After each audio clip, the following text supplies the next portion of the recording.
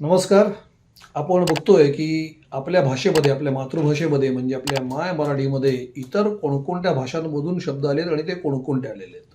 तर त्याच्यामध्ये ज्या भाषा येतात, की ज्या भाषांमधून आपल्या भाषेमध्ये शब्द आलेले आहेत, त्या भाषा आपण परत एकदा बघूया. इंग्रजी आहे भाषा, हिंदी आहे, उर्दू भाषा आहे, पोर्तुगीज आहे, फ्रेंच आहे आणि सगळ्यात महत्त्वाचं म्हणजे फारसी भाषा आहे, की ज्याला पर्शियन म्हणतात किंवा पारशी पण म्हणतात. काही काही जण पारसी पण म्हणतात. तर आपण आत्तापर्यंत बरेच शब्द बघितले होते. आता बघूया त्याच भाषेतले पुढचे शब्द, की जे आपल्या भाषेमध्ये आलेले आहेत. पुढचा शब्द आहे तो म्हणजे खंजिरी. खंजिरी म्हणजे काय असतं, तर खंजिरी म्हणजे एक डफ असतो असा. म्हणजे एक प्रकारचं चर्मवाद्य असतं असं छोटंसं आणि त्याला घुंगरू लावलेले असतात. ते असं असं करून जे वाजवतात त्याला खंजिरी असं म्हणतात. त्याच्या पुढचा जो शब्द आहे तो आहे खंदक. खंदक म्हणजे काय, तर पूर्वी जे मोठे गडकोट किल्ले असायचे आपले, त्यांच्या भोवती असे मोठे असे लांब लचक चर खणलेले असायचे. असे प्रचंड मोठे चर असायचे, ते त्यांची रुंदी सुद्धा जास्त असायची. हे खंदक अशासाठी असायचे की शत्रूंनी आपल्या किल्ल्यांमध्ये प्रवेश करू नये. तर ते जे चर असायचे त्यांना खंदक असं म्हणतात आणि हा शब्द तिकडनं आलेला आहे. त्याच्या पुढचा जो शब्द आहे तो म्हणजे खंदा. खंदा म्हणजे काय, आपण म्हणतो का एकदम खंदा माणूस आहे, खंदा वीर आहे, तर त्याचा अर्थ शूर.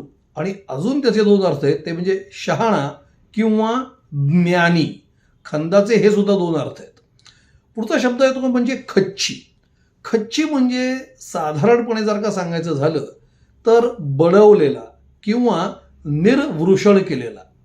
म्हणजे कुठलाही जो नर असतो, विशेषतः प्राण्यांमध्ये हे असतं, तर त्यांनी पुनरुत्पादन करू नये म्हणून त्याचे वृषण हे खच्ची केले जातात, म्हणजे निरुपयोगी केले जातात. त्याला खच्ची करणे असे म्हणतात.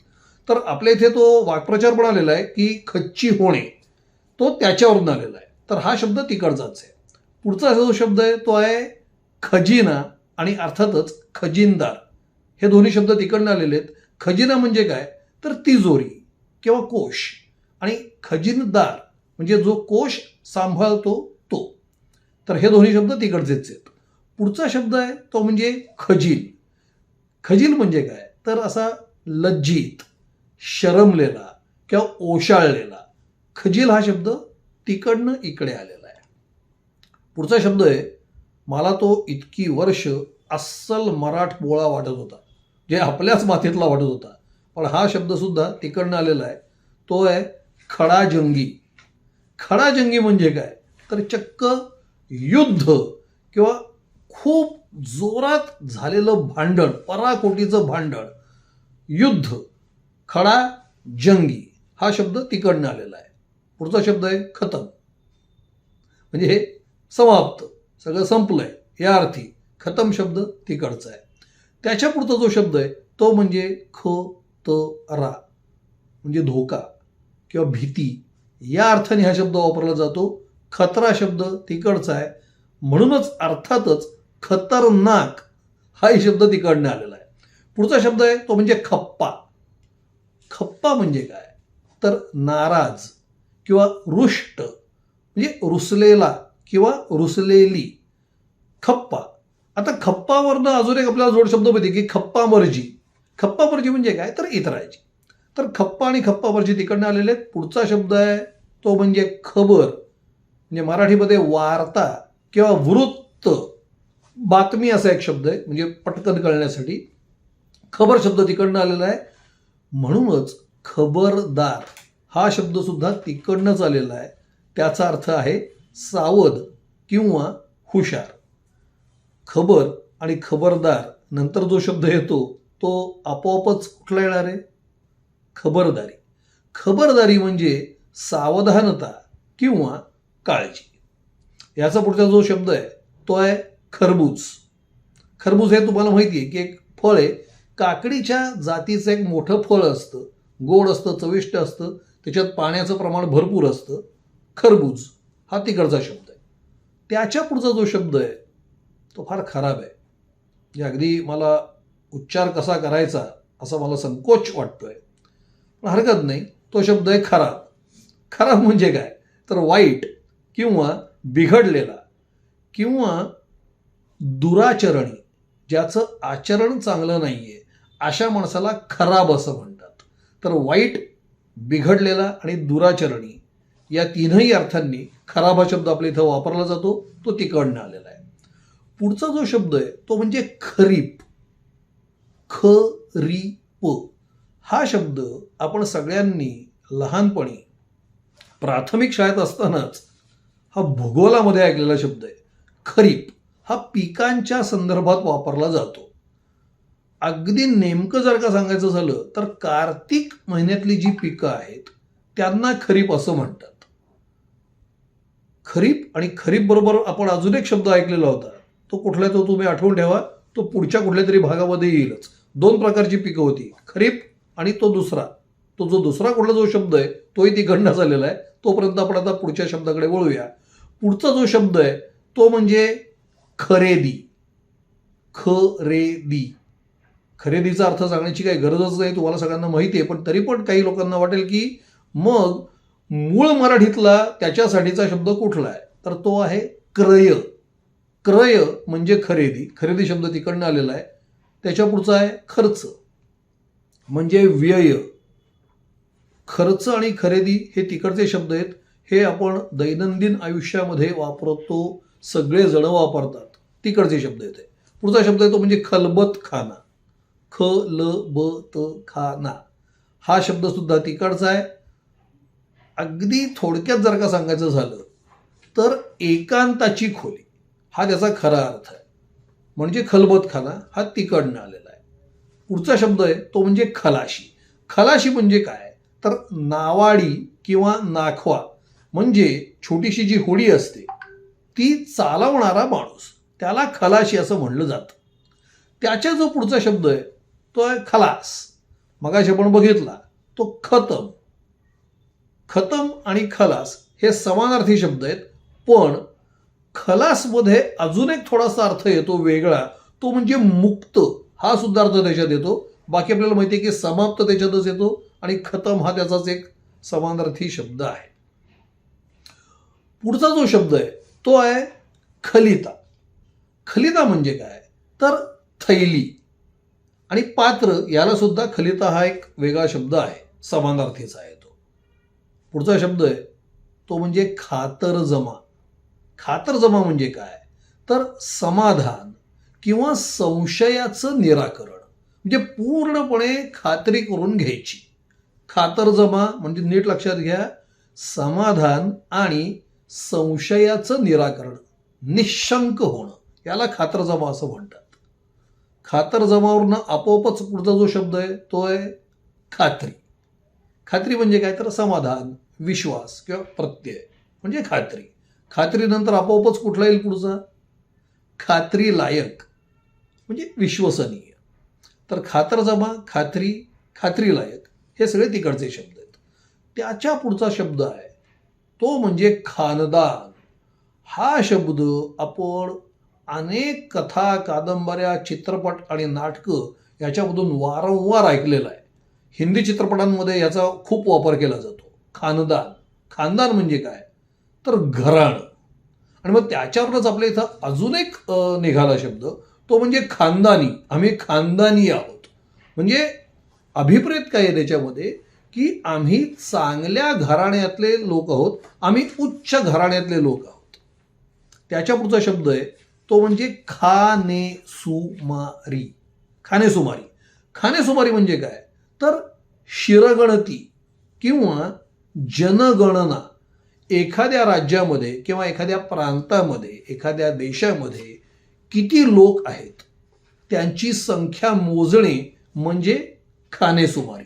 हा तिकडचा शब्द आहे. त्याच्या पुढचा शब्द आहे खालसा. कुठे ऐकला होता हा शब्द पहिल्यांदा आपण, तर आपण हा शब्द पहिल्यांदा जो ऐकलेला होता तो इतिहासामध्ये ऐकलेला होता. काय संदर्भात ऐकलेला होता, तर संस्थानं जी होती आपल्या इथे ती सरकारने खालसा केली. म्हणजे काय, तर ती स्वतःच्या ताब्यात घेतली सरकारने. खालसाचा खरा अर्थ आहे की जप्त केलेली जमीन, मग ती कोणती का असेना, कोणाची का असेना, व्यक्तीची असेल, संस्थेची असेल किंवा संस्थानाची असेल ती जमीन जप्त करणे याला खालसा करणे असं म्हणतात. तिकडचा शब्द आहे. पुढचा शब्द आहे तो खास आहे. म्हणजे खास हाच तो शब्द आहे. खास, खासचा अर्थ काय तर विशेष. हा शब्द तिकडचा आहे. खास नंतर आपोआपच कुठला येईल तर खासगी. खासगी म्हणजे काय, त्याचा खरा अर्थ आहे राजाची स्वतःची मालमत्ता. राज्याची जी असते ती नाही, त्याची स्वतःची वैयक्तिक त्याची जी मालमत्ता आहे राजाची तिला खासगी असं म्हणतात. त्याच्यावरून आपल्या इथे आडनाव पण एक पडलेलं आहे ते म्हणजे खासगीवाले. त्याच्या पुढचा शब्द आहे म्हणजे खासा. हा विशिष्ट व्यक्तींसाठी वापरण्यात येणारा शब्द आहे. खासा. खासाचा अर्थ काय आहे, एकदम खास अर्थ आहे त्याचा. तो म्हणजे अभिजात किंवा श्रेष्ठ, अतिविशिष्ट जी लोक असतात, सर्वश्रेष्ठ जी लोक असतात, किंवा आपल्या नेहमीच्या भाषेमध्ये आपण असं म्हणतो की VIP किंवा VVIP, त्यांना खाशी स्वारी आली किंवा खासा माणूस आला असं म्हणलं जातं. हा शब्द तिकडचा आहे. त्याच्या पुढचा शब्द आहे तो म्हणजे खिमा. खिमा म्हणजे काय, एक मांसाचे बारीक बारीक तुकडे तयार करून केलेला तो एक खाद्यपदार्थ असतो, त्याला म्हणतात खिमा. याच्या पलीकडे याचा दुसरा कुठलाही अर्थ नाही. त्याच्या पुढचा जो शब्द आहे तो म्हणजे खिरापत. खिरापत म्हणजे काय तर प्रसाद. आणि अगदी विशेषत्वाने जर का सांगायचं झालं तर किसलेला नारळ आणि त्याच्यात थोडीशी साखर असं घालून तो केलेला पदार्थ असतो, त्याला विशेषतः खिरापत असं म्हणलं जातं. खिरापतचा तो अर्थ आहे. आणि हा जो आपल्या इथे धार्मिक कार्यांमध्ये जो शब्द वापरला जातो खिरापत नावाचा, तो तिकडनं आलेला आहे. आधी पण मी काही शब्द सांगितले होते की जे आपल्या धार्मिक कार्यांमध्ये वापरले जातात ते तिकडनं आलेले आहेत. ते तुम्ही तोपर्यंत आठवायला हरकत नाही. त्याच्या पुढचा शब्द आहे तो म्हणजे खुद्द. खुद्द म्हणजे काय तर स्वतः, सोपा अर्थ आहे. त्याच्या पुढचा आहे खुनी. खुनी म्हणजे मारेकरी, म्हणजे खून करणारा किंवा हत्या करणारा. खुनी तिकडचा शब्द आहे. खुनी नंतर येईल तो म्हणजे खुबी, म्हणजे रहस्य किंवा मर्म याचा अर्थ आहे खुबी. हा तिकडचा शब्द आहे. त्याच्यानंतरचा जो शब्द आहे तो आहे खुमारी. खुमारी म्हणजे काय तर खुमारी म्हणजे मौज किंवा खुमारी म्हणजे स्वाद आणि लज्जत. हाही तिकडचा शब्द आहे. त्याच्यानंतरचा आहे शब्द तो म्हणजे खुराक. खुराक हा तिकडचा शब्द आहे. विशिष्ट आहार म्हणजे खुराक. लक्षात येते. आणि हा आपण कुठे ऐकलेला आहे, हा खेळाडूंच्या बाबतीमध्ये ऐकलेला आहे किंवा पैलवानांच्या बाबतीत ऐकलेला आहे. त्यांना एक विशिष्ट तोच एक जो ठराविक असा जो अन्नपदार्थ आहे किंवा अन्नपदार्थ आहेत तेच द्यावे लागतात, त्याला खुराक असं म्हणतात. त्याच्या पुढचा जो शब्द आहे तो म्हणजे खुर्ची. हा सगळ्यांना माहिती आहे शब्द, खूप नेहमीच वापरला जाणारा शब्द आहे. खुर्ची म्हणजे काय खरं तर उच्चासन किंवा सिंहासन, पण हल्ली कोणत्याही प्रकारच्या बैठकीच्या व्यवस्थेला खुर्ची असं म्हणतो आपण. त्याच्या पुढचा शब्द आहे तो म्हणजे खुर्दा. खुर्दा म्हणजे काय तर चिल्लर, सोपा शब्द आहे. आता त्याच्या जो पुढचा शब्द आहे तो आहे खुलासा. खुलासा म्हणजे काय, याचं जर का स्पष्टीकरण द्यायचं झालं तर स्पष्टीकरण असाच त्याचा अर्थ आहे. खुलासा म्हणजे स्पष्टीकरण. आणि खुलासानंतर काय येईल आपोआप तर तो येईल खुलासेवार. खुलासेवार म्हणजे सविस्तर. थोडक्यात सांगतो, जास्त काही त्याच्यात अजून वेगळं स्पष्टीकरण द्यायची गरज नाही आहे. त्याच्या पुढचा जो शब्द आहे तो आहे खुश. खुश म्हणजे काय तर आनंदी किंवा सुखी असा जो माणूस असतो तो खुश आहे असं आपण म्हणतो, सोपा अर्थ आहे. खुश नंतर येतो काय येईल खुश नंतर खुशमस्करी. खुशमस्करी म्हणजे खरं तर थट्टा, विनोद किंवा टवाळी असा त्याचा अर्थ आहे. आणि खुशमस्करीवरनं पुढचा जो शब्द येईल तो म्हणजे खुशमस्कऱ्या. जो खुशमस्करी करतो तो खुशमस्कऱ्या. म्हणजेच कोण? तर त्याला अजून एक शब्द आहे आपल्या इथे, तो म्हणजे विदूषक. विदूषकाला खुशमस्कऱ्या असं म्हणलं जातं. हा तिकडनं आलेला शब्द आहे. त्याच्या पुढचा जो शब्द आहे तो आहे खुशामत. खुशामत म्हणजे काय? तर भलावण किंवा प्रिय भाषण किंवा बोली भाषेत जर का सांगायचं झालं तर चाटू स्तुती. म्हणजे एखाद्याची सतत स्तुती करत बसायचं, चाटायचं त्याला, म्हणजे त्याला खुशामत असं म्हणतात. त्याच्या पुढचा जो शब्द आहे तो तुम्हाला खुशाल सांगायला हरकत नाही. तो शब्द आहे तो म्हणजे खुशाल. खुशाल म्हणजे काय? तर सुस्थितीत असलेला किंवा सुखी असलेला, याला खुशाल असं म्हणतात. खुशाल नंतर आपोआपच काय येईल? तर खुशाली. म्हणजे काय? क्षेम, कुशल किंवा संतोष, यांना आपण म्हणतो खुशाली. खुशाली नंतर काय येईल? तर खुशी. खुशी म्हणजे अत्यंत सोपं आहे की आनंद हा त्याचा अर्थ आहे. आणि अजून एक आहे की मर्जी, याला सुद्धा तो प्रतिशब्द आहे. त्याच्या पुढचा शब्द आहे खून. मगाशी आपण खुनी पाहिला, जो हत्या करतो किंवा तो जो खून करतो तो खुनी. आणि खून म्हणजे काय? तर हत्या. खून आणि खुनी हे तिकडचे शब्द आहेत. पुढचा शब्द आहे खेरीज. ज म्हणजे वगळून किंवा शिवाय, हा सोपा शब्द आहे. त्याच्या पुढचा शब्द आहे तो म्हणजे खैर, म्हणजे भले किंवा कृपा. हे दोन त्याचे अर्थ आहेत. अजून एक अर्थ आहे तो म्हणजे आबाद. कृपा, आबाद आणि भले असे खैरचे 3 अर्थ आहेत. हा शब्द सुद्धा तिकडनं आलेला आहे. पुढचा शब्द आहे तो म्हणजे खैरात. खैरात म्हणजे अत्यंत साध्या सोप्या भाषेत सांगायचं तर दानधर्म. दानधर्म म्हणजे काय? सगळ्यांना माहिती आहे. पुढचा शब्द आहे खो खो. म्हणजे खो खो म्हणजे खेळ जो आहे खो खो नावाचा तो नाही, पण मोठ्याने हसण्याचा आवाज, याला खो खो असं म्हणतात. तर आता मोठ्याने हसणे म्हणजे खो खो हसणे. हा जो खो खो हसण्याचा जो शब्द आहे तो तिकडनं आलेला आहे. आणि आजच्या भागातला शेवटचा शब्द आहे तो म्हणजे खोगीर. खोगीर म्हणजे काय? तर घोड्यावर जेव्हा मनुष्य बसतो तेव्हा ते बसण्यासाठी जे आसन असतं त्याला खोगीर असं म्हणतात.